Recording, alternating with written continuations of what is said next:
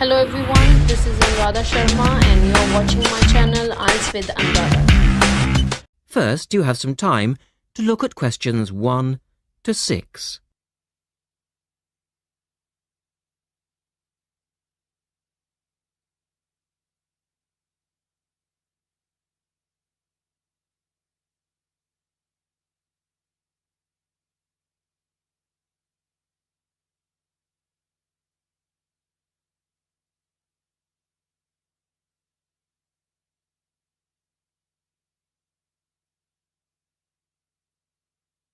You should answer the questions as you listen because you will not hear the recording a second time.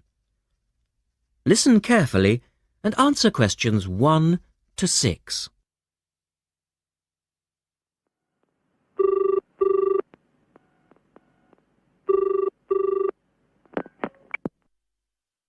Thank you for calling Millennium Office Supplies. If you would like to place an order, please press 1. Your call has been placed in a queue. A customer service operator will be with you shortly.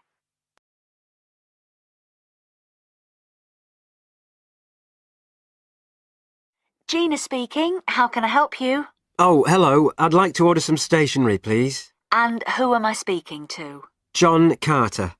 Right. Can I just confirm your account number and the name of your company, John? Sure. The account number is 692411. 692411. Right. And you're from Rainbow Computers? No, the company is Rainbow Communications. Oh, OK. I'll just fix that on the system. Communications. And what would you like to order, John? Envelopes. We need a box of A4, that is, normal size envelopes. White, yellow or manila? We'll have the plain white, please, but the ones with the little windows. OK. One box, A4, white. Just the one box, was it? On second thoughts, make that 2 boxes. We go through heaps of envelopes. As a matter of interest, are they made from recycled paper? No, you can't get white recycled paper. The recycled ones are grey, and they're more expensive, actually. Right, we'll stick to white then. Something else, John? Yes, we need some coloured photocopy paper. What colours do you have? We've got purple, light blue, blue, light green, whatever you want, pretty much. There are 500 sheets to the pack. Right, let's see. We're going to need a lot of blue paper for our new price lists. So can you give us 10 packs, please? Make sure it's the light blue, though. 10 packs of the light blue. The woman asks the man if he needs anything else.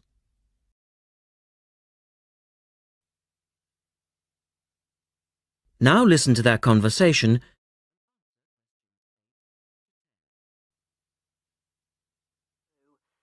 Anything else that we can help you with? Let me think. What else do we need? I'm sure there was something else.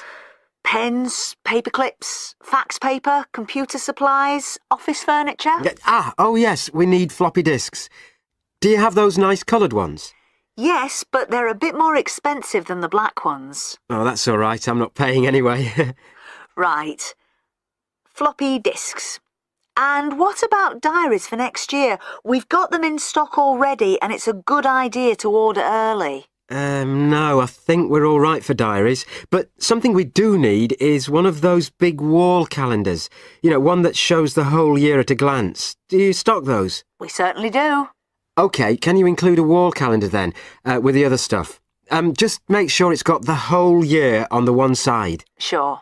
And do you have a copy of our new catalogue? No, I don't, but could you send one? Yes, I'll pop one in with the order. You'll find it a lot easier to remember what you need if you have our catalogue in front of you next time. Yes, good idea. And when can you deliver this? Should be with you tomorrow morning. Can you make sure that it's not after 11:30 a.m? Because I have to go out at 12. There's only myself here on Fridays. Fine. I'll make a note on the delivery docket that they should deliver before 11:30. Thanks very much. Thanks.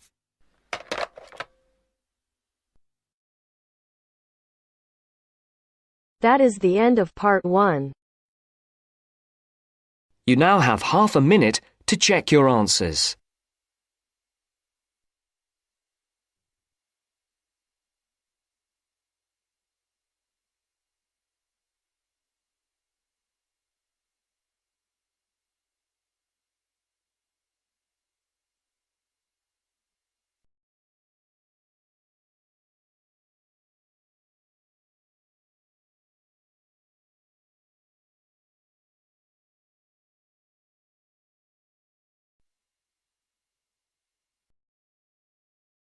Now turns to part 2. Part 2. You are going to hear a talk given by Madeline. She is going to introduce the recreational facilities on campus and in town. First, you have some time to look at questions 11 to 16.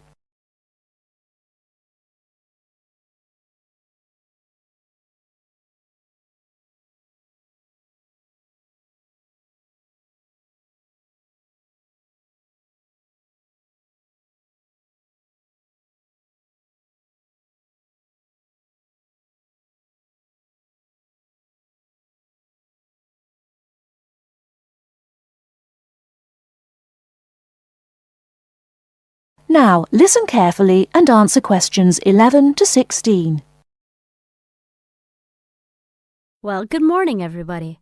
My name's Madeline Stewart, and I'm here to tell you about the recreational facilities available on campus, and also to tell you something about what the town has to offer.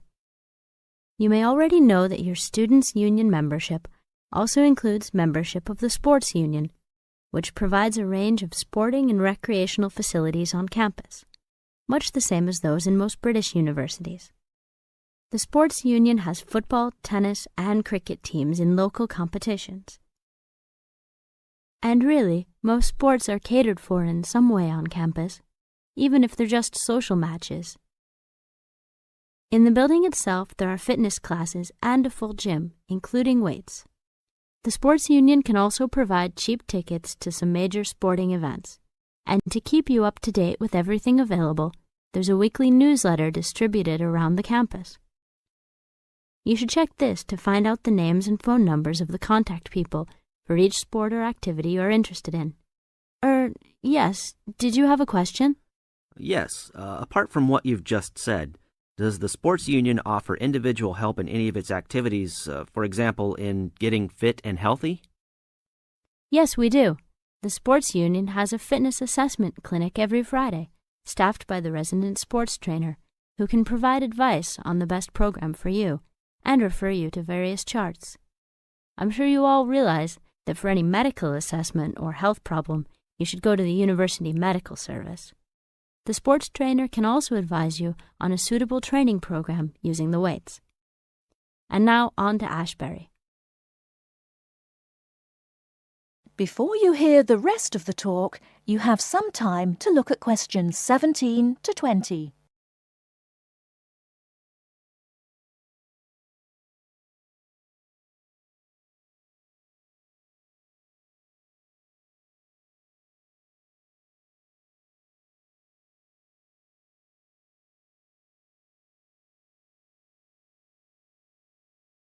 Now listen and answer questions 17 to 20. And now on to Ashbury. For a town of its size, Ashbury has some unusually good leisure and sporting facilities, most of which are near the center of town and easily reached by bus from this campus. There's a new, well, almost new, Olympic-sized swimming pool. That's not quite in the central town area, but it's only a 5-minute walk from the bus stop. Above the pool, there's a high-tech fitness center that any of you more serious fitness lovers would need to check out. Then, in the center of town, there's a sporting complex called the Anderson Center, which contains squash courts and facilities for a number of other indoor sports, such as basketball. And just around the corner from the Anderson Center, in the main street there, is an indoor bowling alley. All of these facilities are listed in the weekly newsletter, so I encourage you all to look through it and... That is the end of part 2. You now have half a minute to check your answers.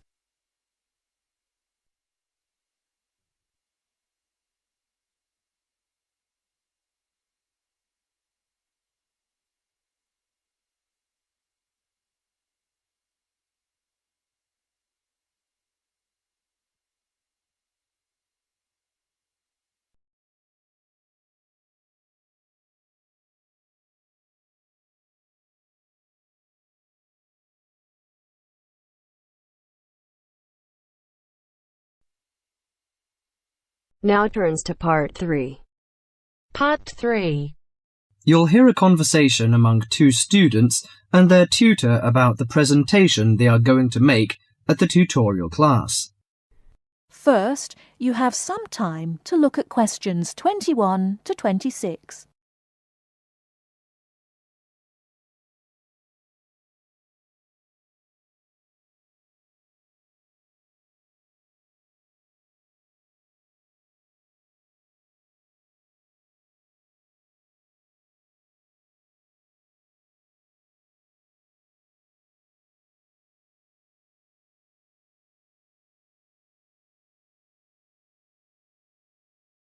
Now listen carefully and answer questions 21 to 26.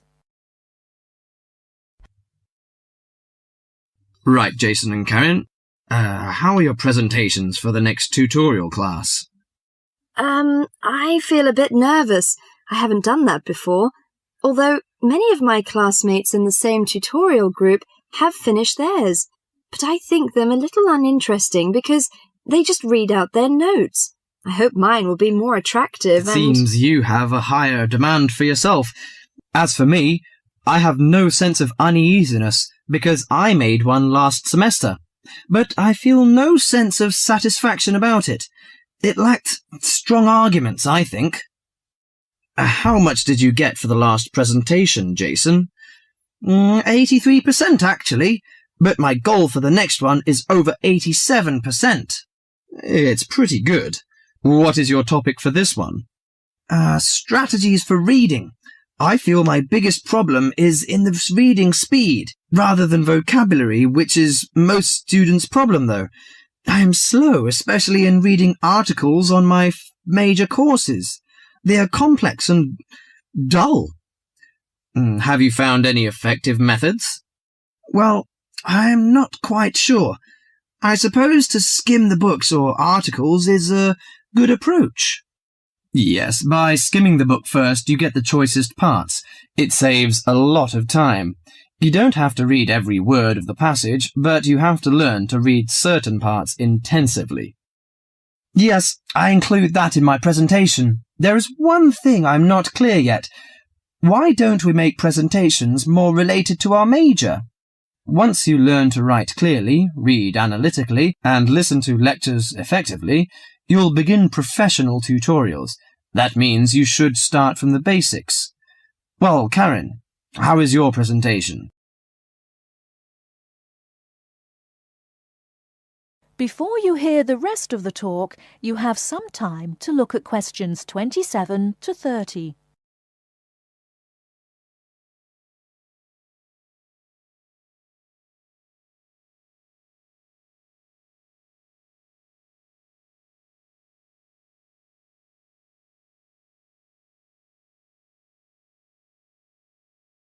Now listen and answer questions 27 to 30.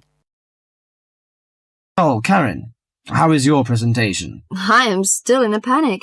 I want to find some more interesting topics about writing, but I wonder what articles I can refer to, because there are so many of them. Did you get the list of the reading materials handed out last class? Yes, but there are over 20 on it. I have only a week to prepare, so I wonder if let me give you some suggestions. You needn't read them all because some of them deal with the same issue. The article by Halsworth is really worth reading. It covers the aspects of organising the thoughts and ideas. Okay, Halsworth. You should also read the article by Jackson, but just look at the part on research methodology, how they did it. Right, I'll read that one. You should also read the article by Fisher, but just look at the part on the writing plan. That is, how to plan your writing in a systematical way. Okay, Fisher, got that. And if you have time, the one by Risewell says very relevant things. It teaches how to title your articles and make it appealing. You should finish the whole book. Okay. Now, the one by Burns, if I were you, I wouldn't bother with the whole passage. Just read the conclusion, which summarises the use of rhetoric. Oh, now I understand.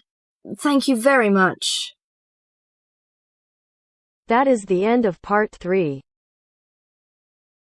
You now have half a minute to check your answers.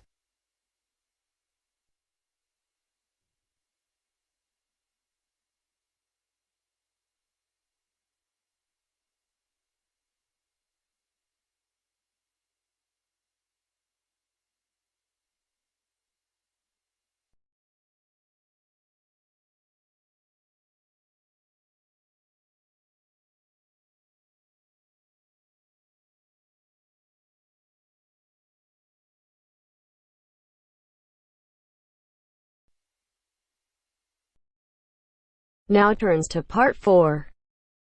Part 4. You'll hear a programme on the city of Brisbane. First, you have some time to look at questions 31 to 40.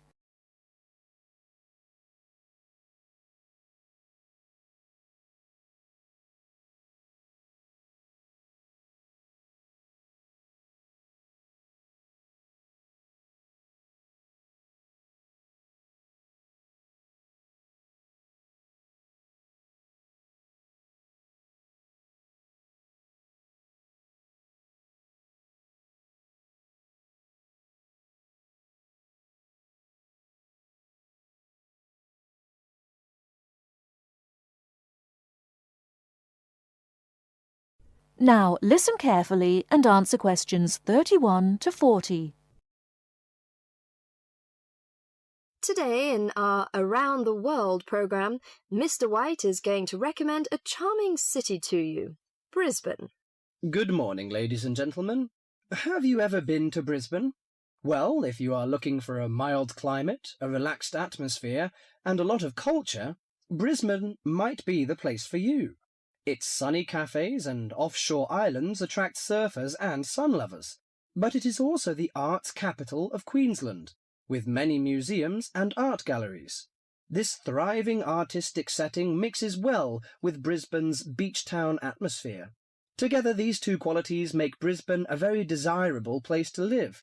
No wonder since 1980 over 500,000 Australians have moved here. Brisbane is now Australia's third largest city. English settlers living in Australia established Brisbane in 1842. At that time, more than 100,000 Aboriginal Australians were living in Queensland. As the settlers discovered Queensland's resources, more and more of them moved in. Regretfully, the settlers drove the Aboriginal Australians from their lands. By 1859, Brisbane had grown into a prosperous city. In 1988, the world watched as Brisbane hosted the World Expo. This international fair showcased new technology, but it also showed off the city of Brisbane to the world. Brisbane also hosts a wide range of events year-round. In April, everyone can enjoy a few laughs at the Comedy Festival, and movie lovers will enjoy a film festival that takes place every August. For 2 weeks in September, there is an outdoor festival of the arts. In October, a music festival draws a large crowd. And in January, you can see Brisbane's most bizarre event. You may be surprised to hear that. The annual cockroach races. That's right, people really do train and race cockroaches. Brisbane's nice climate and compact design makes it easy to explore on foot. Follow the golden arrows in a footpath around the city centre. This will lead you on a tour of Brisbane's historical district. From the city centre, take a boat across the Brisbane River to South Bank. This area is popular for its bike paths, beach and weekend market. Hundreds of artists display their wares at this market. It's a great place to pick up some interesting handicrafts. Well, I think what you must be interested in is the unique native animals. Yes, you shouldn't visit Australia without seeing its trademark animals, the koala and kangaroo. The Lone Pine Koala Sanctuary has both. It is located just outside the city centre in beautiful parkland. You can hold one of the park's 130 koalas or feed the kangaroos. Another quiet refuge from the city is Mount Coot-tha, about 8 kilometres from Brisbane.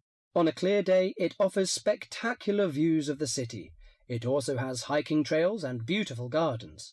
Along the Brisbane River, a sunset cruise is also very relaxing. The areas around Brisbane are impressive. A coastal drive south of Brisbane will take you along the Gold Coast. This famous coastline boasts some of Australia's best beaches. Stradbroke Island is another easy day trip from Brisbane. A cliff on the island called Point Lookout offers a great view. From there you can see dolphins swimming below. Brisbane Forest Park, to the north of Brisbane, is a great place for hiking and camping. These great getaways, along with Brisbane's own laid-back charm, make this city an ideal place to visit. That is the end of part 4.